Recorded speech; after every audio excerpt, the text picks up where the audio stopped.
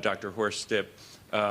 Horst had a very long and illustrious career at NBC Universal, and I'm very proud to count Horst and NBC Universal as one of our first clients going back to 2008, and really launched for us a way of thinking about media research.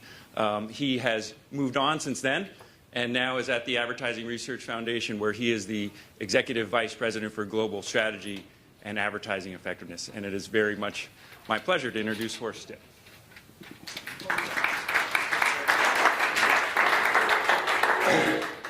Thank you so much, Carl. Good morning, everybody. I see we have a full room here. It's very exciting. I'm very glad that I have 20 minutes to talk to you a little bit about the ARF's involvement in this particular issue. Carl already mentioned this a little bit earlier. We sometimes do like 2-hour workshops, so I don't have that much time, but let's get right into it. I would like to focus on 3 topics this morning. There we go. And start out by sort of explaining a little bit why the ARF got involved in this topic a couple of years ago. Secondly, describe these projects, the original research projects that we did on neuroscience marketing and what we learned from that. And then third, and maybe most importantly, do a quick summary of what we feel are the best applications of these methods, how they can solve your business problems and can be turned into business insights. Now, a lot of you probably have heard of the ARF, but just in case you haven't, we've been around for a number of years, 76, I guess. We are very much focused on helping the industry, similar to the Berk Institute, I think, move forward, improve their methodologies, improve their insights in the area of advertising effectiveness. We have about 400 members, and we're somewhat unique in that we have members from all of these different groups. We very much listen to our members. They sort of set our agenda, and that's sort of how this journey started. It started in 2010, so if you want, like the Stone Age of neuromarketing. And members were coming to us and saying, here's this new stuff. These vendors are coming to us, and they're saying, we got these new tools to measure emotions, and they're really better, and they tell us more. They're also expensive. So what do you think about this? What should we do?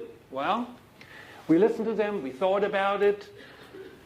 Tools to improve creative, to make advertising more effective, are really at the core of what the ARF is all about and has been about for so many years.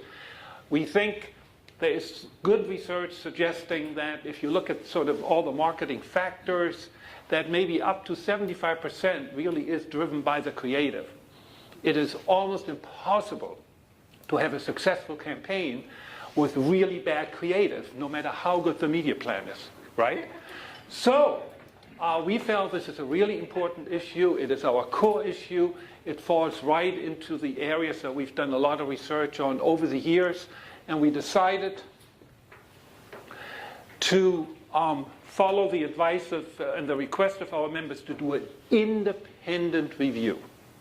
And we listened to members who said, this sounds like magic. This is like unbelievable stuff. We listened to members who said, does this stuff even work? And of course, everybody was asking us, there are all of these different methods out there. Which ones should we pick? What are they all about? So for you who are not that familiar, let me just very, very quickly sort of go through these methods. Eye tracking, the first biometric measure that I think a lot of you are familiar with. Then there's skin conductance and EKG, you know, sort of like your doctor uses. And at the time, that was pretty new stuff.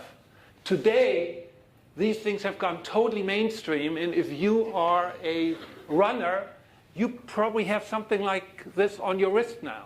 So in those few years, these methodologies, which used to be seen as almost exotic, have now become everyday products, and they're in your iPhone. Moving on to EEG, EEG now actually goes into the brain and tries to measure what's going in the brain. There's a related measure, SST. The guys who do that measure are out there, Neuro Insight. They have a booth, so they can tell you all about that. Then there is, of course, FMRI. And finally, last but not least, facial coding. I would say a variety of facial coding measures.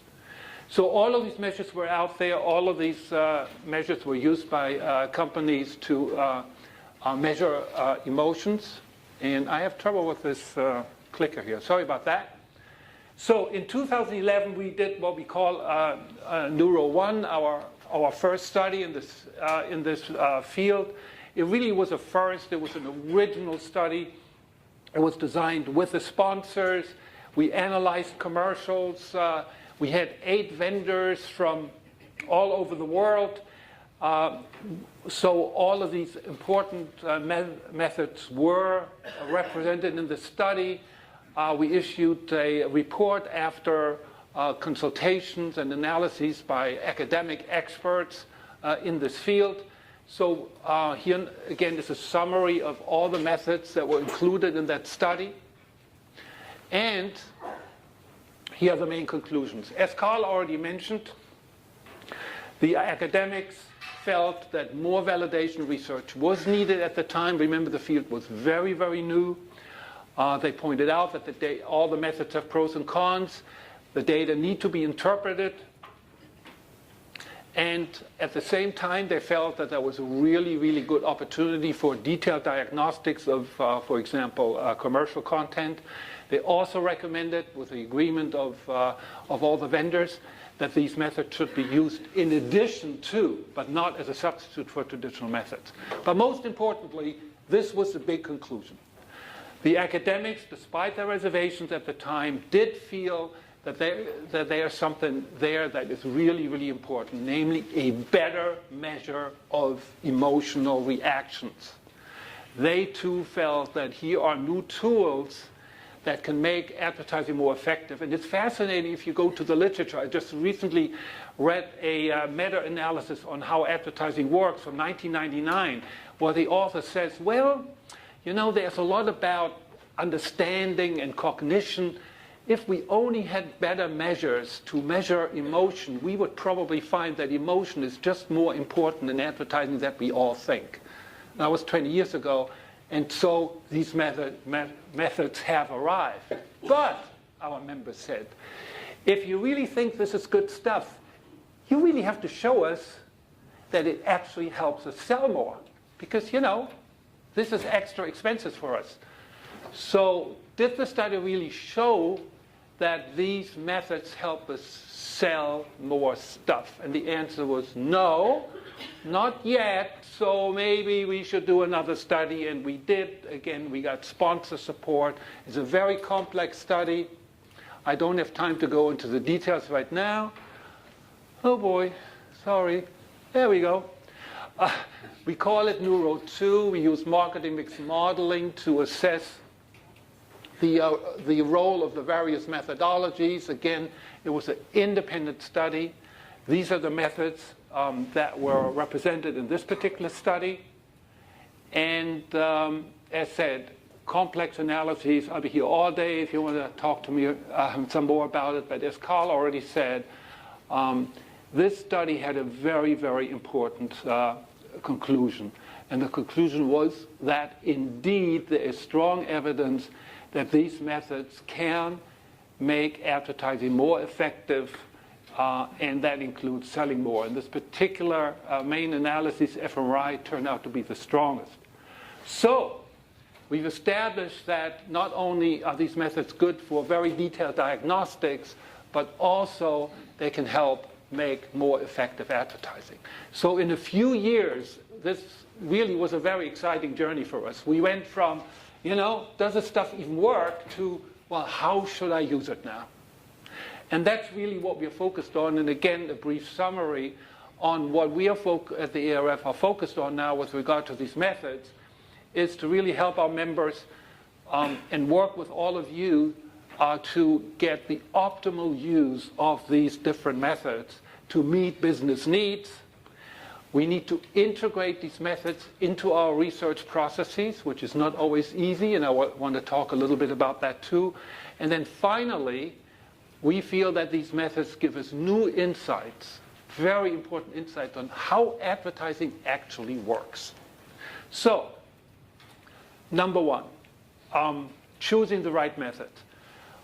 Don't start with a method, start with your business objectives. Start with what you need to find out and really review all the methods to find out what is the best measure for your purposes. And remember, things may be called attention, measured in different ways, which means attention does not mean exactly the same thing. So listen carefully to the researchers, to the vendors, exactly what they mean, and align it with your business objectives.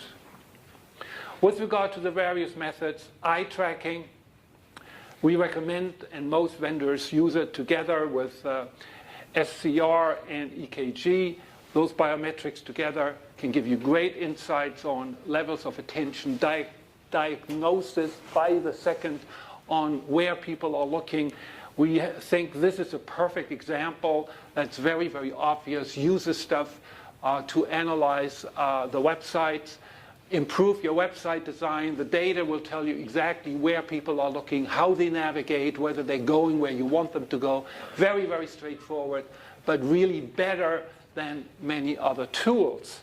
Another good example is the one that Carl alluded to, one of the first studies that I was involved in, where when I was still at NBC, the big question was, well, if people fast forward so many ads, do they still work? And how do they work?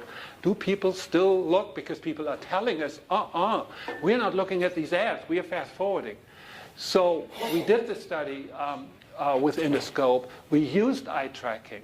We used the biometrics and found out, yes, people may say they're not paying attention, but they are. They're looking at the screen. They say they don't want to miss the program, but in the process, they're looking at the ad. They're following the action on the ad. And now we understood why even in a time of fast forwarding, we still have 30-second commercials, especially if you've seen the commercial before, there is still a strong impression. So this was the first time this question was addressed. And again, we found that biometrics was really the ideal method to explore this issue. EEG and SST, another very, very important method. Let me give you a couple of examples here. There's a case study which I think is so interesting because it really addresses one of the key issues in advertising today. How do you balance entertainment and the message? We know that in an age of distractions through second screens and all kind of other things, it's very important to entertain people, to catch their attention, but can that entertainment overshadow the message? Well, Nielsen Neuro conducted the study with the Ad Council, and they are going to be on stage in just a little while with another study that they did where they're going to describe the method in greater detail. So in a nutshell, what was found in this particular analysis was that the original version that the creative team had put together, the dog was in fact too cute. The puppy was so cute that nobody paid, or hardly anybody paid attention to the message, namely adopt a pet. They were just oohing over the puppy. So with that research, they revised the commercial and actually ended up with an attractive commercial that was still effective with the method. Similarly, Neuro Insight shared an example with us at one of our ARF forums focused on neuro, where they showed a commercial that had gone viral, got millions of views. It was for Evian, the dancing baby. It had obviously great entertainment value. But guess what? Nobody paid attention to the method, to the message, because again, there was no clear connection between the entertainment, between the very, very beautiful creative, and the product itself. So with their method, they were able to uncover that and explain why this connection was missing. Again, a great insight about how advertising works and what not to do. Another example with facial coding at our conference earlier this year, Effectiva and Milward Brown shared this result which confirms what we did in our Neuro 2 study, namely that adding neuro methods, namely in this case facial coding, to a traditional test improved the advertising effectiveness. And I think if a company like Milbert Brown goes on stage saying that adding neuro, we can do better, that suggests there's a change, right? That's a very important development. Now, with regard to fMRI, I think you will find when you talk to academics that overwhelmingly they will tell you this is the gold standard. It's not only the gold standard, unfortunately, it sort of also has a gold price level. So it is the most expensive method. It's difficult to administer. It takes longer. We've seen very, very exciting work done with fMRI, very powerful, pinpointing emotions in a very, very precise way. It is very good for validation. And if there's a very special project, and if you think you want to change the logo for a $1 billion brand, maybe throwing in another 200,000 is worthwhile. So I don't want to dismiss it, and there are some providers who are trying to use fMRI for commercial purposes. But comparatively speaking, I think the other methods provide more practical advantages. Now, I've talked a lot about using neuro methods and biometrics to improve advertising creative. And that certainly is a very, very important and maybe still the #1 application. Because it has shown to be able to test images, language, music, the branding moments, and does the humor work? So many ads have humor in it. And for example, especially with facial coding, you can really test whether the humor comes through and what the role is and so on. However, that is just one of the many applications. Websites already mentioned. But in addition to that, you can use these methods to test packaging, in-store placement, the role of in-store displays, price points. We've seen a fascinating study about price points where the emotional reactions to the price were very different from what the consumer stated. In fact, they were a little higher, right? So very, very valuable information for you. For product design, and then finally, even for brand tracking, to measure track the emotional resonance of your brand with these methodologies. So we recommend using these methods, exploring these methods for all of those purposes. Again, we think they should be used in addition to traditional methods. We very much agree with what Carl was saying earlier in his introduction. The more methods you have, the more data you have, the more insights you're going to gain. If all the methods agree, you can have a beautiful night of sleep because you know everything is fine. If they disagree, well, maybe you should spend another couple of hours to think about where those differences come from and explore what the real consumer sentiment is. And it may help you uncover something that will really propel your business forward and give you a competitive advantage. We think neuromethods are most valuable when the purpose of the marketing effort really is emotional, focused on emotion. We think that neuromethods are most valuable when you have doubts about the value of your survey, the value of your focus group, when you think people may not be able to really express how they really feel, or they don't want to tell you how they really feel. And there are just so many issues where I think there are good reasons to believe that consumers will not really exactly want to reveal how they really feel about something. Now, to the next point, how do we integrate all of this into our process? If we agree, yes, we want to use these methods. Yes, we want to use them together with our current processes. But how do we put it all together? How do we get our creative teams to work together? Well, our advice is to get in there early, support the ideation phase, inspire their creativity. Well, obviously, that's easier said than done. We've got two cartoons here. If you can't really read them, let me just read out to you. They give the sides of the two adversaries. Oh, I went too far. So,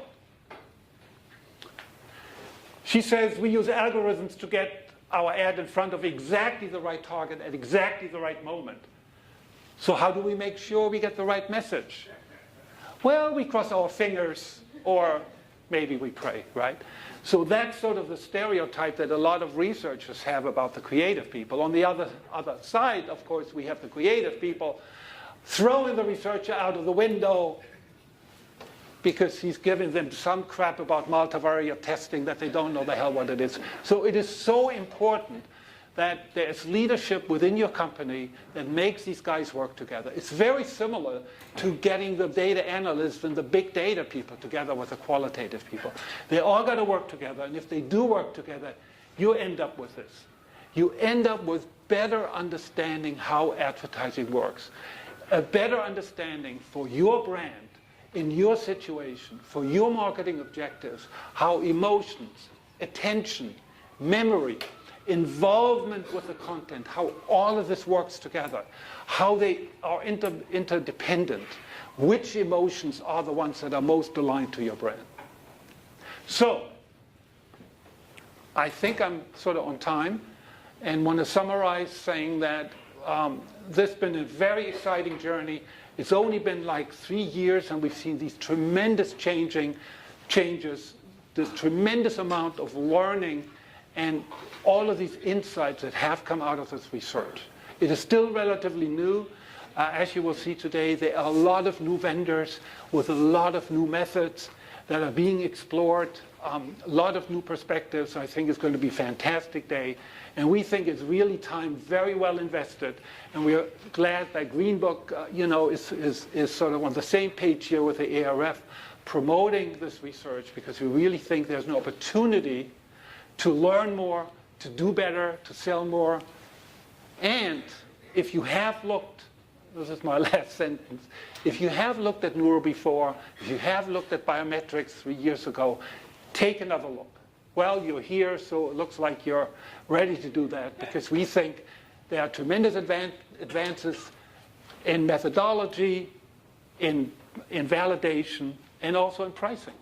So with that, thank you very much for your attention and hopefully emotion.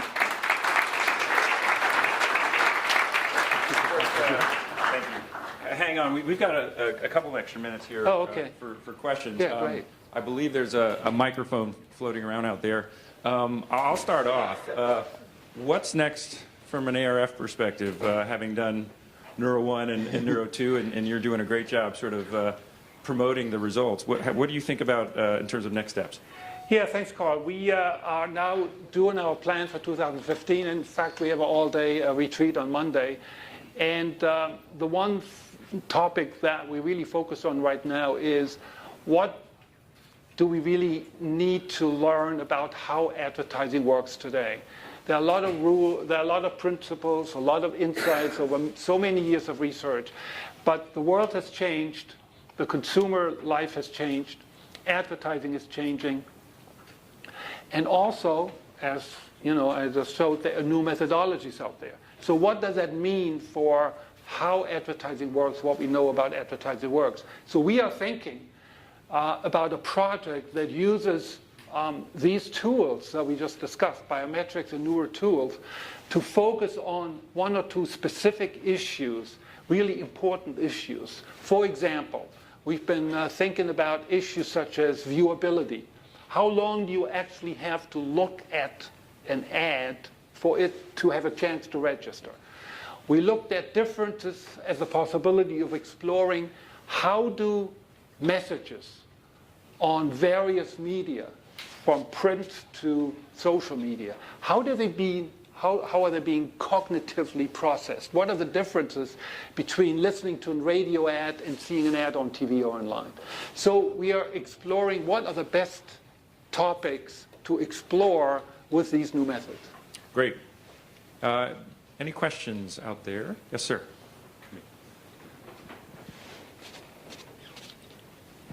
Has there been any consideration to including behavioral economics as one of the measures as a way of, to coin a phrase, short circuit the need for all of the detailed measurement?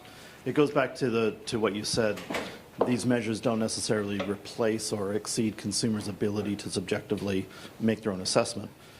But behavioral economics is being promoted as a way of using the supercomputer in the brain to get people to reveal what they value rather than analyzing and trying to articulate. If there's a Neuro 3.0 coming, is that a method that might be considered? Very much so. I think it's a very, very important comment that you just made. You may recall that in my presentation when I talked about Neuro One, one of the points that the academics made was these data need to be interpreted. And I think interpretation of data, use of the data within a theoretical framework of existing research, for example, of behavioral economics, those kind of issues, I think is really, really important.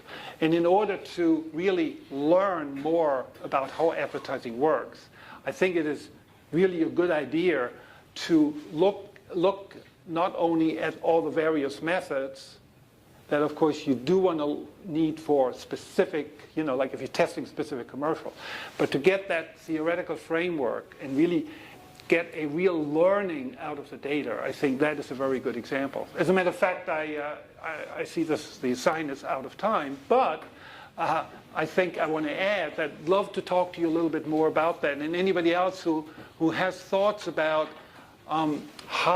what is the best way to really integrate this research, not only from an organizational point of view, but also from a science point of view. Yep. Great. Thank you, Horst. Thank you. Again, thanks.